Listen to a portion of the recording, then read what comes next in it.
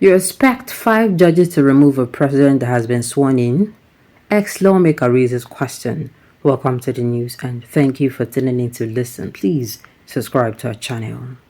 A former senator who represented Kogi East Senatorial District, Alex Usman Kadiri, has queried the nature of a tribunal set up to consider petitions against the victory of candidates after elections in Nigeria.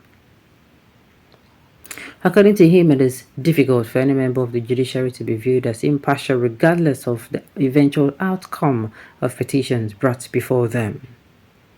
Speaking specifically on the outcome of the 2023 presidential election in which the tribunal judges affirmed the victory of President Bola Tinubu. Kadiri said it will be difficult for the judges to remove a president who has been sworn in, appointed service chiefs and ministers, and established contacts and several world leaders and already in charge of the affairs of the country. While stating that he has no confidence in the verdict of the tribunal judges, he clarified that though there is no evidence of any bribe, the judges were put in a very complex and difficult situation of having to remove a sitting president or governor. The former lawmaker in the upper legislative chamber between 1999 and 2003 added that Nigerians only love pretending because asking the tribunal judges to remove a sitting president with so much power already at his disposal may just be asking too much. He submitted that it would be better for the court or tribunal to decide petitions against elections before the political office holders are sworn into office. Speaking to journalists in Abeokuta, Kadiri said, the Nigerian justice system is structured in such a way that the cart is put before the horse, whereby the winner of an election is sworn in before the election petition cases are determined. I have no confidence in what the tribunals have done, not because I believe in the theory that they were bribed, since I have no proof, but the truth is that the judges were put in a very perplexed situation where they now have to judge and remove a sitting president or a sitting governor.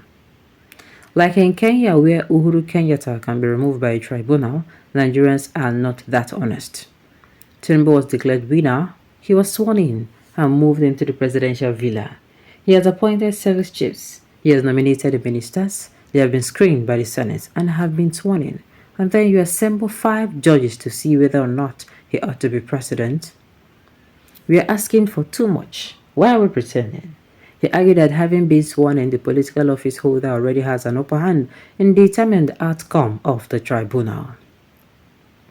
As a way out, the former lawmaker advised the National Assembly to amend the Constitution and the electoral law in a manner that all election cases must be exhaustively adjudicated before the winner is sworn into office.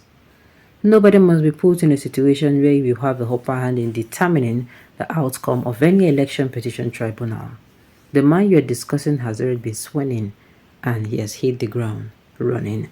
On top of this issue, so waiting this particular lawyer, they try to say, this thing, you know when they say it is going to be better or easier for a camel to go through the eye of a needle than for a rich person to enter into the now waiting the party but now then they talk now.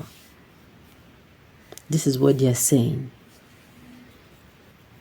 I'm telling you.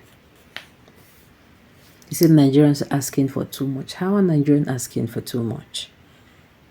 Nigerians are not asking for too much. They're asking that the person that they voted for be put on seat. And it's not like they woke up and started asking for this. They started asking for this particular person immediately after the elections. People were complaining, tons and tons of complaints of no be waiting we vote then give us. You understand? They've already started complaining then. We're gonna leave this one. Corruption has eaten deep inside. When corruption becomes acceptable, this is when you hear things like this. My own is nothing with a beginning that doesn't have an end. So why the bragging? Let us see how long corruption will play. The end is close. Anyone thinking he or she is too smart, I'm sorry. God is not a respecter of anybody. There will be no bribing before God, and everyone will stand to give account, both poor and rich. And the rich, both poor and rich. The grave doesn't even have respect for that, but one day. It is never the people's choice, and an anti-democracy system No matter how perfectly they perform, it is an illegitimate institution not recognized. Okay, if you say they couldn't do it because of a high level of corruption, it would be understandable. It is an ideal situation. It was the judiciary as an equal arm of government, dictated through the 5 justices. So if corruption had not weakened the institution, you wouldn't have seen it as an impossible task for them after the whole confusion was caused by one man.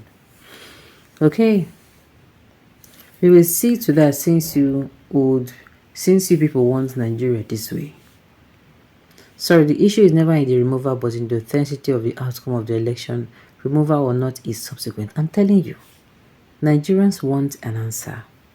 Tell me that it is not true. Tell me that it is not true that Nigeria did not vote, you understand, for this person. I think at this point, people want to even say, okay, you know when somebody is being accused and the person is fighting for him to be seen as what he's saying is truth, and they can't tell the truth, even if they don't even come out and fall. How am I going to put them? Prison. But let it be said that this particular person is actually, innocent. Okay, the law finds him innocent. You're not a lawmaker, you know nothing about the law. There is no law in Nigeria. Many of their lawmakers got there by chance. You know nothing about the law. All right. I suggest all election be dispensed of before swearing in any elected British politicians. This suggestion is actually making sense. That means any election, we say them get any shena true or shena lie. Make them hold on the swearing in and judge the case judge the case before. That means they're going to amend the constitution because they go tell you say that says believe it can't. I be say the sitting president will remain there till the kingdom come. You mean the opposition has been wasting their time, that the matter has been settled? Not settled though. Why was it a presidential election tribunal then? The Constitution and the Electoral Act would have said that INEC had the final say, therefore no complaints and appeals. We sound very ridiculous in Nigeria, making ourselves the taunt of other nations. If a man can openly influence INEC under the watch of the whole world, what is the tribunal?